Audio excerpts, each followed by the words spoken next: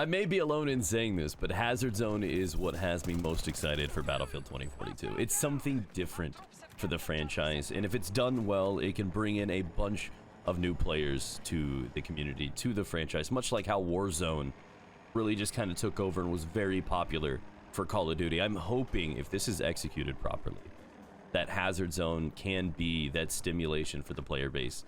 And I'm hoping it does deliver, because at its core, it is technically a battle royale. So is Hunt Showdown, so is Tarkov. They're not as simple as a battle royale. They're improved upon, they're deeper, they're tactical, they're more technical. And because of that, they're more appealing to the more serious gamer, I guess probably the older gamers. And I think that's what the real appeal is, and that's the future, because they are at a deeper level. And I think Hazard Zone is the right call for the Battlefield community, not a battle royale. Not that I wouldn't welcome one, but that's why I'm excited for Hazard Zone. So that being said, I decided to compile a list of what my dream squad would be. My 4 players hopping into Hazard Zone. If I have 4 out of 10 specialists to choose, who's the best? Feel free to share your own down in the comment section below. I bet you probably haven't even thought about what you're going to do, honestly, but if so, put it down there. If there's one you would like to substitute in, feel free to share. But I'm going to be honest, I'm really excited for this. So here we go. And for those that didn't know, Hazard Zone does have a lock-in feature. There's a 1 specialist per squad. So we can't just have 4 McKays running around like it's Spider-Man Far From Home right now, okay? Right? There's no multiverse going on. You can have 1 McKay, and that's it. Okay? Get your grapple on. So, what would be the 4 that I go for? I'm going to start with the obvious one, Angel. Like, if there was a ban list, right, inside of this game, he would be option number 1, 2, and 3. He is just the all-around Mama Bird, protect all of the specialists. He is the utility. He is the backup. He is the resupply expert. He could come in with heals, ammo, armor, and loadouts, so that depending on where you are inside of the map, you could swap that out on the fly. If you're more in an open area and you need sniper, or you need to move on to an objective, he can be that supplement for you. He is very, very great. Now, of course, there is drawbacks to his loadout crate. If you're playing a smaller squad experience, calling in that loadout is basically a beacon saying, hey, we're right here. So you have to have a confidence level and the right team to back you up with it. You're going to need to be smart with it, unless, of course, your position is already known, which does happen at some point during the game. So you could be a little bit more careless with how you use that as the game progresses. But that being said, I think he offers the most value to anything in the game, be it, you know, traditional multiplayer, Portal, or, of course, Hazard Zone. So Angel is, I think, the must-have for every squad. Now, you get a little bit more flexibility right here, and I'm going to go ahead and give the second position to Irish. And I say this for a couple of reasons. Number one, his shield is great. That shield is going to be absolutely wonderful if you synergize and work well with a teammate and communicate. You could probably fit 2 of you bad boys in that 1-seater there and kind of just pick off the AI as you go. So it's going to be extra valuable against the AI when you're clearing an area, or probably going for the data drives. I think that's great, and of course it's still quite valuable against players too. So that is going to be helpful, especially when you're in an open area or something, somebody's taking shots at you. It's almost Fortnite vibes, where you can kind of just put up a wall and protect yourself. And I think that's huge, and it's also see-through, so you got to dig that a little bit. That being said, I think the most valuable part of his kit for Hazard Zone is actually the second portion of what his ability does, and that's the APS. And that is a little device you can throw on the ground that takes care of the explosives in the area. Think of a trophy system, if you will. And that's going to be huge. Like, if you're locked down and there's a squad and you're in a small little building or something, and they're on the outside and they're wanting to throw grenades in, assuming this disarms grenades, that's going to keep you alive in a small congested area. If somebody wants to shoot rockets at you or something, right, that's going to keep you alive in a small area. So I think that's going to have more usefulness than ever. If you die in a multiplayer, you die, right? You're not going to be too stressed about it.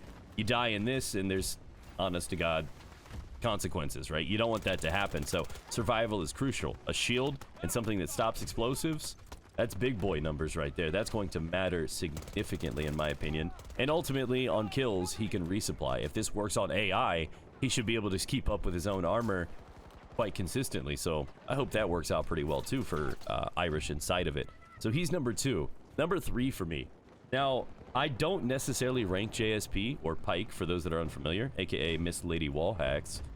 I don't necessarily rate her very high, personally, but I think she's going to be very valuable to Hazard Zone. The idea of being able to breach, right? Like, you're in an open area, she's useless. But if we're talking she's in a forest, like a bunch of trees around, or going into a building, or if we know there's a squad in there, we can hear them moving about, that's going to be huge for her to call out or breach. And you got 8 seconds to work with. It's not like a single scan. You will have 8 seconds of her ability to get inside and play that. It's going to be extremely useful when trying to kick out some campers in a building or something like that, or if you know you're coming into an area where the general enemies are, because you're going to be able to kind of scan and know kind of the general area of where another squad is going to be, except for she's able to refine that and pinpoint exactly where you are. And I think that's going to be invaluable for something like Hazard Zone. I think she's going to be more useful in Hazard Zone than she will be in anything else. Not that she's not going to have value to those, but in Hazard Zone, she's going to be huge for breaching. She's going to be huge for when somebody's trying to push on you. There's going to be times where you guys are going to be stuck in buildings, and she could be the edge of you being able to survive or not. She's the one that's going to be able to call call-outs. You know, there's 2 on the south side, 1 on the north. They're coming in now. She's got huge value to something like that, and I am going to stand by that firm. So, Jisoo Pike, you're on the squad. Last but not least, and this one was a toss-up for me. This one was either going to be between Sundance or Boris, and I think I ultimately had to go with Boris. And what is kind of leaning me towards Boris is not because he's defensive, and he's great for that, which is good, but he should help in 2 different ways. He should help on the aggressive side of things. So having another turret is like an extension of your body. It's like having an extra gun, right? So it's like having 5 people in your squad instead of 4, and it's actually quite durable, all things considered. If I'm standing close to it or something, it's more effective too, because that's his passive. So I can drop that down, and he can start helping us chew through the AI quicker. Therefore, we get in and get out faster with Boris. Maybe not like dramatically significant, but it's still going to help. Not to mention that in a lot of video games, things like turrets, extensions of a person, tend to pull aggro and almost prioritize the turret over the player. So I might actually be able to use him in a tactical way, place down the turret, pull the aggro from the enemies, and then we just get a good headshot on him or something like that. Like, it's a distraction, if you will. And that could be huge against the AI as well. Not to mention, I could leave that turret behind so that if we're being chased or pursued by another squad, it acts as like not only an alarm system, but a warning system. It might put a couple shots into the enemies and weaken them too. So I'm going to be real with you guys. I think Boris is going to be extremely valuable for the defensive and the offensive side of things inside of that. I think Hazard Zone is another one of those areas where he is going to thrive. He's going to be really good on breakthrough, and he's going to be really good in Hazard Zone.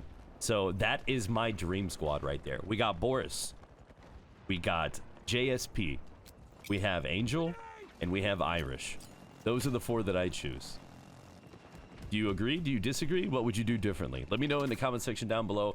If you've made it this far, please consider leaving a like, as it really helps the channel grow, and I would really appreciate that. But again, subscribe, tick that bell, as it's the only way that you will actually get the videos in your sub box. So don't forget that bell, and I will see you with another 2042 video soon.